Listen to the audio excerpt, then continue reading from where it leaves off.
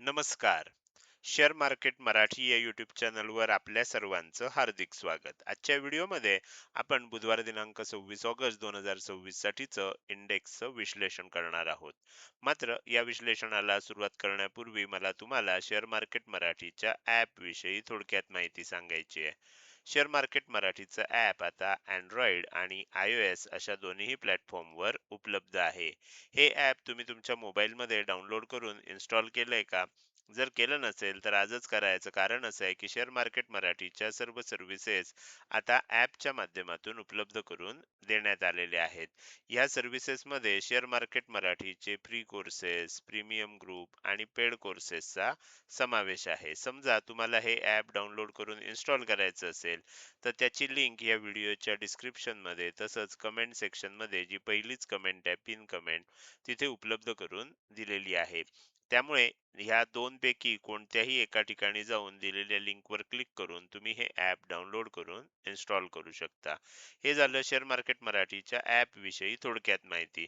आता आपण आपल्या मूळ विषयाकडे परत येऊया आणि आज मंगळवारी इंडेक्समध्ये कशा प्रकारे मुवमेंट झाली आणि बुधवारी कशा प्रकारे होऊ शकते याचं विश्लेषण करण्यासाठी डायरेक्टली जाऊया चार्टवर.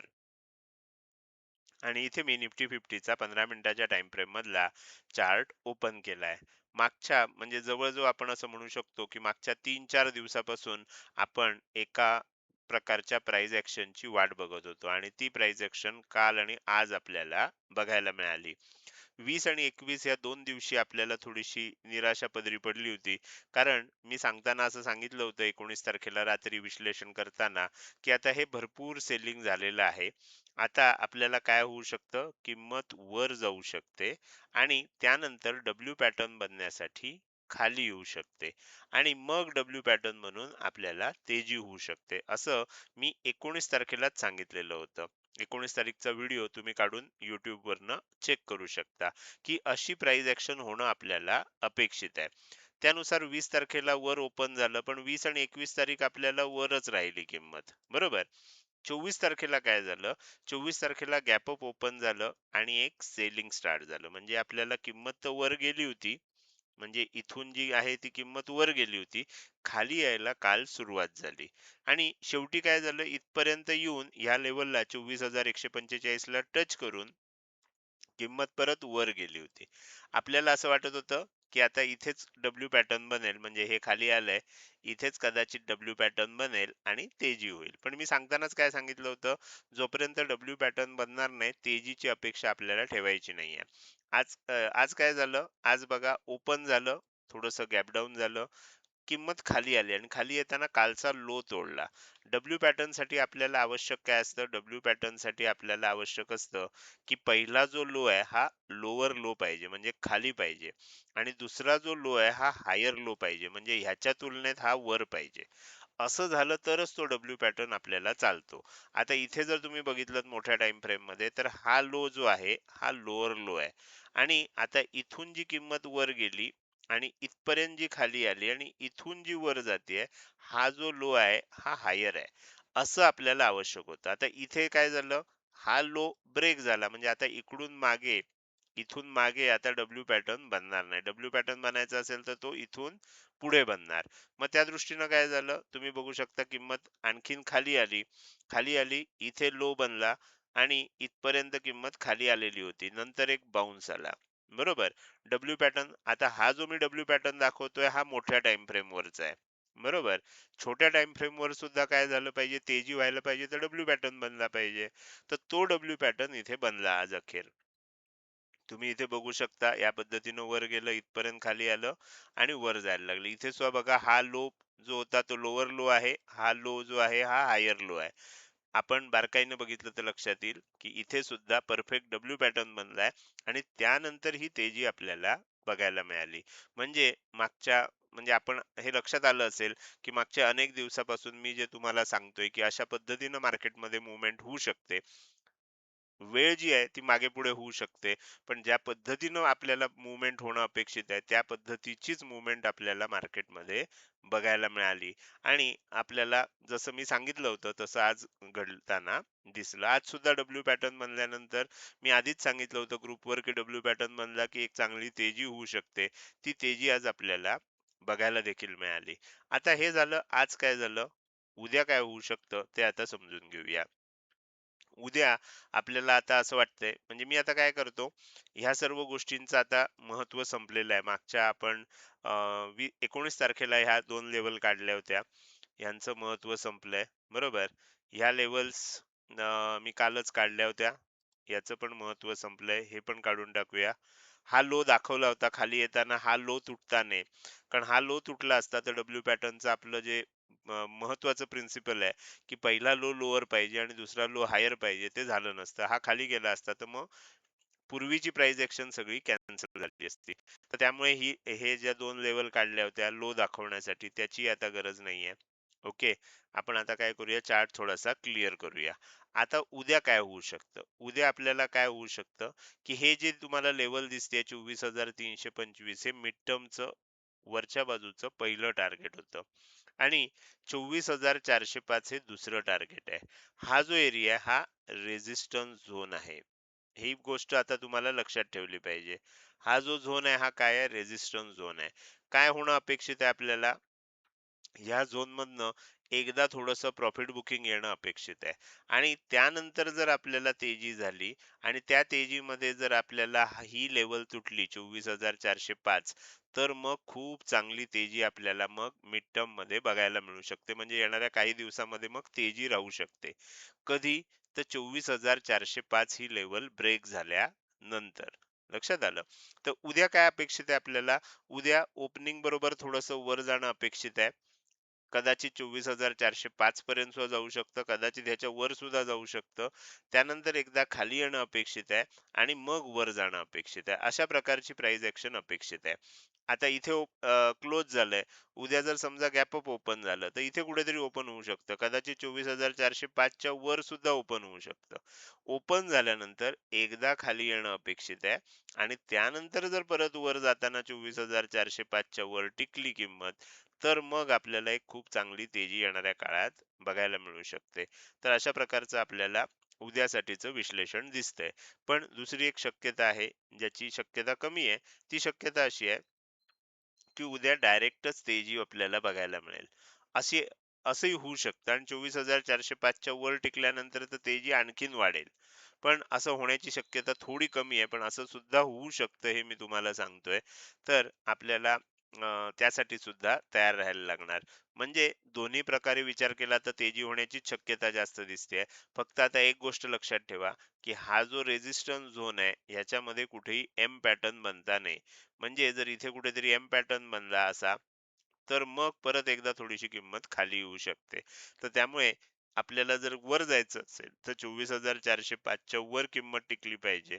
आणि ती कशी टिकू शकते हे मी सांगितलं, की ओपन झाल्यावर कदाचित थोडं वर जाईल. आता हे वर का जाईल ते आपल्याला बँक निफ्टी आणि सेन्सेक्सचं विश्लेषण करताना लक्षात येईल आणि त्यानंतर किंमत खाली येऊन मग वर जाईल. अशा प्रकारचं चित्र आपल्याला आता दिसतंय. अर्थात उद्या जसं ओपन होईल त्यानुसार मी तुम्हाला विश्लेषण सांगणारच आहे. तर त्यामुळे जर तुम्ही आपल्या YouTube चॅनलची मेंबरशिप घेतली असेल, तर तुम्हाला ते विश्लेषण वेळच्या वेळी उपलब्ध होईल. तर हे झालं, आज काय झालं निफ्टी 50 मध्ये, उद्या काय होऊ शकतं. आता आपण पुढे जाणार आहोत आणि बँक निफ्टीचं विश्लेषण करणार आहोत. बँक निफ्टीमध्ये आपल्याला जसं अपेक्षित होतं त्याच पद्धतीची मुवमेंट आपल्याला इथे सुद्धा बघायला मिळाली. तुम्ही बघू शकता. आपण थोडंसं हे करूया. येस. थोडंसं जर झूम आउट केलं तर तुम्हाला संपूर्ण गोष्ट लक्षात येऊ शकेल. आता इथपर्यंत काय झालं होतं, मागच्या अनेक दिवसापासून जे सेलिंग येत होतं ते इथपर्यंत आलेलं होतं. त्यानंतर आपल्याला जी अपेक्षित होतं तो बाउन्स एक झाला. त्यानंतर प्रॉफिट बुकिंग झालं, इथपर्यंत किंमत खाली आली आहे आणि आता आपल्याला किंमत वर जायचा प्रयत्न करते डब्ल्यू पॅटर्न बनवण्यासाठी. तर आता मी जे तुम्हाला सांगतोय, की उद्या ओपनिंग नंतर पहिल्यांदा किंमत थोडी वर जाऊ शकते. याचं कारण काय आहे? ते आपल्याला आता बँक निफ्टीचं आणि मग सेन्सेक्सचं विश्लेषण करताना चांगलंच लक्षात येईल. आता इथे काय झालंय, इथे आपल्याला मिड टर्म साठी जर बघितलं तर मिड टर्म साठी हे 57,560 57,560 ह्या आकडा लक्षात ठेवा. हे पहिलं टार्गेट आहे. निफ्टीमध्ये काय झालंय, की किंमत ह्याच्या वरच जाऊन क्लोज झाली आहे. बरोबर? तर त्यामुळे काय होतंय, आपल्याला पहिलं टार्गेट आलेलं आहे. पण अजून बँक निफ्टीमध्ये बघितलं तर पहिलं टार्गेट यायचं आहे. बरोबर? शॉर्ट टर्मचं पहिलं टार्गेट आलंय. 57,510 हे शॉर्ट टर्मचं पहिलं टार्गेट आलेलं आहे आणि किंमत जर ह्याच्या वर टिकली तर काय होऊ शकतं, 57,570 हे पण टार्गेट येऊ शकतं. पण आता कसं आहे, थोडक्यात सांगायचं झालं तर असं आहे, की ह्या ज्या दोन लेवल आहेत 57,510 आणि वरच्या बाजूला 57,570, हा जर बघितला, हा तर आपल्याला शॉर्ट टर्मचा रेझिस्टन्स झोन आहे. आणि हा जर बघितला 57,560 आणि 57,675, हा मिड टर्मचा रेझिस्टन्स झोन आहे. तर असे दोन रेझिस्टन्स झोन आपल्याला आता इथे दिसत आहेत. तर उद्या काय होऊ शकतं, उद्या ओपनिंग नंतर किंमत ह्या लेवलला एकदा टच करू शकते, ह्याच्या थोडीशी वर पण जाऊ शकते आणि मग थोडीशी खाली येईल. म्हणजे काय होईल, ह्या रेझिस्टन्स झोनला सुद्धा रिस्पेक्ट दिल्यासारखं होईल. बरोबर? आणि ह्या रेझिस्टन्स झोनला सुद्धा रिस्पेक्ट दिल्यासारखं होईल. तर असं वाटतंय, की उद्या थोडीशी किंमत पहिल्यांदा वर जाईल आणि मग खाली येईल. आता ती वर किती जाऊ शकते, कितीही जाऊ शकते. म्हणजे ह्या लेव्हलच्याही वर जाऊ शकते आणि मग खाली येऊ शकते. बरोबर? तर पण अशा प्रकारे ह्या दोन्ही रेझिस्टन्स झोनला एकदा रिस्पेक्ट देण्यासाठी उद्या किंमत खाली येऊ शकते, असं आपल्याला वाटतंय. आणि एकदा ती खाली येईल, त्यानंतर मी तुम्हाला एकदा व्यवस्थित लेवल काढून दाखवतो. एकदा अशी वर जाईल, खाली येईल आणि त्यानंतर जेव्हा वर जाईल, तेव्हा आपल्याला खूप चांगली तेजी बघायला मिळू शकते. इथे 57,675 ह्या लेवलला फार महत्व आहे. 57,675 च्या वर जर किंमत टिकली, तर येणाऱ्या काळात मिड टर्ममध्ये आपल्याला चांगली तेजी होताना बघायला मिळू शकते. तर त्यामुळे आता थोडंसं आपल्याला निगेटिव्ह जो आपल्याला हे होतं, प्राइस ऍक्शन चालू होती आणि सगळं आपलं अनालिसिस पण निगेटिव्हच्या दिशेनं होतं, ते आता थोडंसं पॉझिटिव्हच्या दिशेनं जायला लागलंय, असं आपण सध्या म्हणू शकतो. तर माझ्या मते निफ्टी फिफ्टी आणि बँक निफ्टीमध्ये आज काय झालं, उद्या काय होऊ शकतं, याविषयी केलेलं विश्लेषण तुम्हाला आता चांगलंच लक्षात आलं असेल. आता आपण पुढे जाऊन सेन्सेक्सचं विश्लेषण करणारच आहोत. मात्र त्यापूर्वी मला तुम्हाला एकदा शेअर मार्केट मराठी या युट्यूब चॅनलच्या मेंबरशिप विषयी थोडक्यात माहिती सांगायची आहे. तुम्ही जर आपला YouTube चॅनल ओपन केलात, तर त्याच्यावर सबस्क्राईब बटनच्या शेजारी आता जॉईन बटन दिसतंय. या जॉईन बटनला क्लिक करून तुम्ही आपल्या YouTube चॅनलची मेंबरशिप घेऊ शकता किंवा मेंबरशिपची माहिती सुद्धा तिथे वाचू शकता. आता ही जी माहिती आहे, ही माहिती ह्याच्यामध्ये आपण काय केलंय, 4 ऑप्शन दिलेले आहेत. ब्रॉन्झ आहे, सिल्वर आहे, गोल्ड आहे आणि प्लॅटिनम आहे.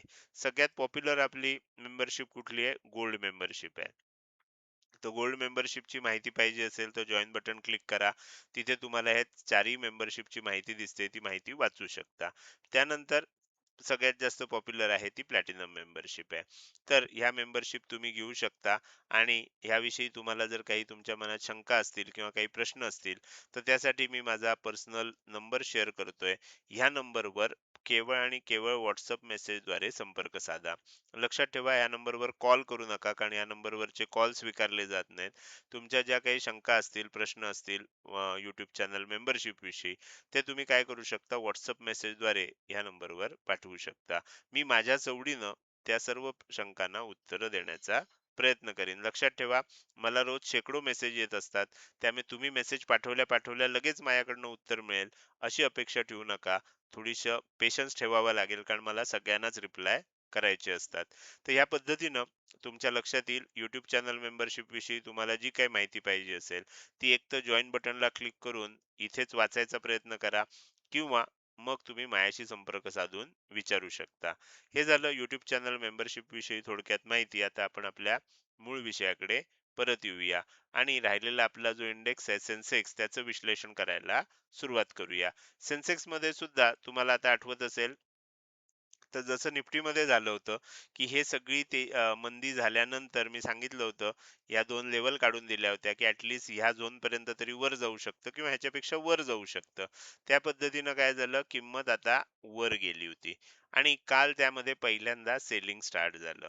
त्यानंतर आपल्याला असं वाटलं की हाच लो बनून इथे एक डब्ल्यू पॅटर्न बनतो की काय, पण प्रत्यक्षात आज आणखीन किंमत खाली आली आणि इथे येऊन डब्ल्यू पॅटर्न बनला. बरोबर. त्यामुळे काय झालं, मोठ्या टाइम फ्रेम वरची ही किंमत खाली आली, ही वर गेलं आणि इथपर्यंत परत खाली आलंय आणि आता मोठ्या टाइम फ्रेम वर एक डब्ल्यू पॅटर्न बनायला सुरुवात झालेली आहे. निफ्टीमध्ये तो पूर्ण झालाय. बँक निफ्टी आणि सेन्सेक्स मध्ये अजून तो बनायचा आहे. तर हे झालं. आज काय झालं, इथे सुद्धा डब्ल्यू पॅटर्न तयार झाला, खूप चांगली तेजी होतीये. आता आपल्याला एक गोष्ट लक्षात ठेवली पाहिजे, की इथे सुद्धा आपल्याला मिड टर्म साठी हा रेजिस्टन्स झोन आहे. हा जो दिसतोय हा रेजिस्टन्स झोन दिसतोय तुम्हाला. याच्यामध्ये ह्या रेजिस्टन्स झोन मध्ये पहिली जी लेवल आहे ती कुठली आहे? 77,835 ची. ओके. दुसरी लेवल कुठली आहे? 78,095 ची. तर अशा दोन लेवल तुम्हाला इथे दिसत आहेत आणि ह्या दोन लेवल मध्ये काय होऊ शकतं, किंमत एकदा येऊ शकते. म्हणून मी निफ्टी 50 मध्ये काय सांगितलं होतं तुम्हाला, निफ्टी 50 मध्ये सांगितलं होतं, की किंमत कदाचित ओपनिंग नंतर थोडीशी वर जाऊ शकते. याचं कारण काय आहे, की बँक निफ्टी मध्ये सुद्धा ह्या झोन मध्ये आलेली नाहीये आणि सेन्सेक्स मध्ये सुद्धा आली नाही. निफ्टी मध्येच आली आहे. त्यामुळे ओपनिंग नंतर थोडंसं वर यायचा स्कोप बँक निफ्टी मध्ये आणि सेन्सेक्स मध्ये पण आहे आणि त्यामुळे निफ्टी सुद्धा ओपनिंग नंतर वर येऊ शकते. त्यानंतर एखाद्या वेळेला थोडीशी खाली येऊन मग किंमत परत वर जाऊ शकते आणि 78,095 किंवा आपण असं समजूया राउंड फिगर 78,100 च्या वर किंमत टिकली, की मग आणखीन तेजी होताना आपल्याला येणाऱ्या काळात बघायला मिळू शकते. तर माझ्या मते ह्या तिन्ही इंडेक्स मध्ये आज कशा प्रकारे मुवमेंट झाली, उद्या कशा प्रकारे मुवमेंट होऊ शकते आणि आपण कशा प्रकारे सांगितलेलं होतं आणि त्याच प्रकारे मुवमेंट मार्केटमध्ये होताना आपल्याला बघायला मिळतेय, तर हे तुमच्या आता व्यवस्थित लक्षात आलं असेल. तर जर तुम्हाला, आपण आता ह्या व्हिडिओच्या शेवटी आलोय, त्यामुळे आजचा हा व्हिडिओ तुम्हाला कसा वाटला हे मला तुम्हाला विचारायचं आहे. जर हा व्हिडिओ तुम्हाला आवडला असेल तर नक्कीच तुम्ही या व्हिडिओला एक लाईक करू शकता. कसा वाटला हे कमेंट सेक्शन मध्ये टाईप करून सांगायला अजिबात विसरू नका. लक्षात ठेवा, तुमची एक लाईक आणि एक चांगली कमेंट हीच माझ्यासाठी प्रेरणा असते, ज्याच्या सहाय्यानं रोजच्या रोज हे विश्लेषणाचे व्हिडिओ मी बनवत असतो. त्यामुळे व्हिडिओ बघायला सुरुवात केल्या केल्या व्हिडिओला लगेच लाईक करा. बघून झाल्यानंतर तो कसा वाटला, काही प्रश्न असतील, शंका असतील किंवा तुम्हाला मला काही सांगायचं असेल तर ते कमेंट सेक्शन मध्ये टाईप करून अवश्य सांगा. त्याचसोबत आजचा व्हिडिओ तुम्ही अजूनपर्यंत बघताय आणि अजूनही जर तुम्ही शेअर मार्केट मराठी आपल्या युट्यूब चॅनलला सबस्क्राईब केलं नसेल तर कृपया सबस्क्राईब करा आणि शेजारी असणाऱ्या बेल आयकॉनला क्लिक करून ऑल असं नोटिफिकेशन निवडा. म्हणजे इथून पुढे रोजच्या रोज येणारे हे विश्लेषणाचे व्हिडिओ मी अपलोड केल्या केल्या तुम्हाला विनाविलंब बघता येतील. आजच्या व्हिडिओमध्ये मी इथेच आपली रजा घेतोय. धन्यवाद.